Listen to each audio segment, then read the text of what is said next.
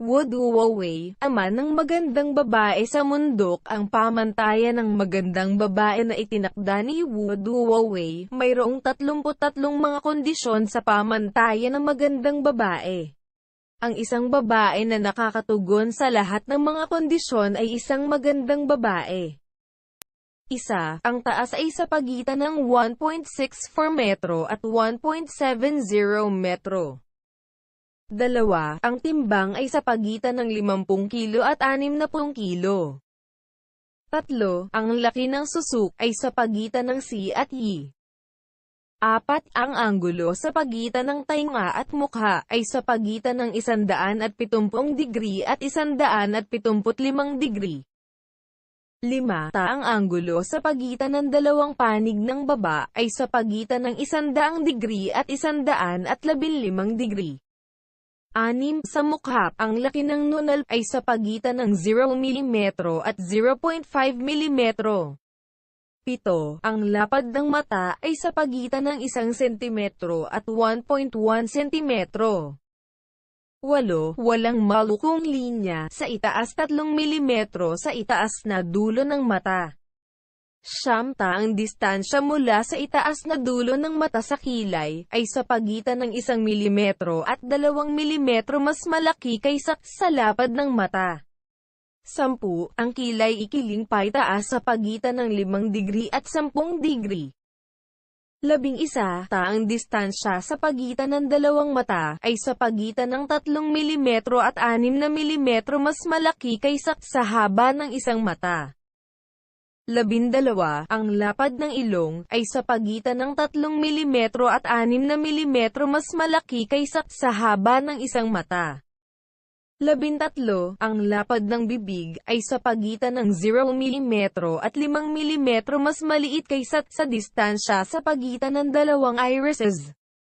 14. Ang kapal ng ibabang labi ay sa pagitan ng 0 mm at 1 mm mas malaki kaysa sa lapad ng mata. 15.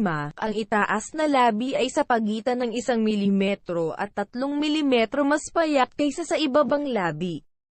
16. Ang patayong distansya sa pagitan ng ibabang dulo ng ilong at ang itaas na dulo ng itaas na labi ay sa pagitan ng 1 mm at 2 mm mas malaki kaysa sa kapal ng ibabang labi.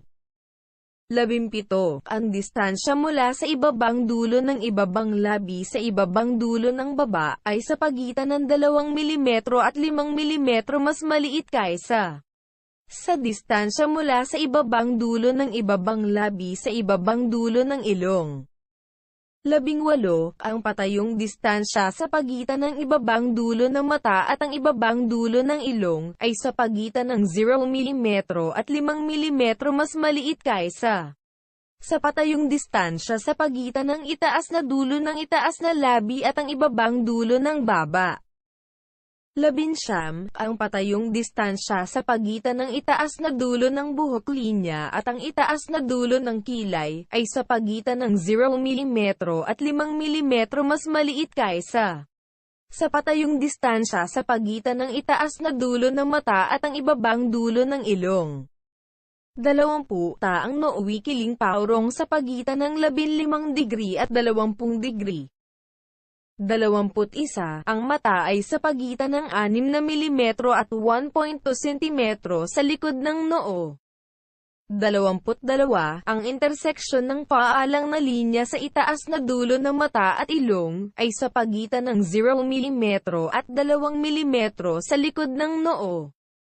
23. Ang interseksyon ng paalang na linya sa ibabang dulo ng mata at ilong ay sa pagitan ng 2 mm at 4 na mm maaga ng noo. 24. Ang baba na kausli pasulong sa pagitan ng 1 mm at 2 mm. 25. Ang baba ay sa pagitan ng 0 mm at 2 mm sa likod ng noo. 26. Ang ibabang labi ay sa pagitan ng 4 na mm at 6 na mm maaga ng baba. 27. Ang itaas na labi ay sa pagitan ng 2 mm at 4 na mm maaga ng ibabang labi. 28. Ang bibig ikiling pasulong sa pagitan ng 10 degree at 15 degree. 29. Ang anggulo sa pagitan ng ilong at bibig ay sa pagitan ng 90 degree at 95 degree. 30. Ang ilong ay sa pagitan ng 1.3 cm at 1.6 cm maaga ng bibig. 31. Kapag tumatawa, ang nakalantad na bahagi ay walang gilid sa itaas na dulo ng ngipin. 32. Kapag tumatawa, ang agwat sa pagitan ng nakalantad na ngipin ay sa pagitan ng 0 mm at 0.5 mm. 33. Kapag tumatawa, ang nakalantad na ngipin ay nakaayos ng maayos.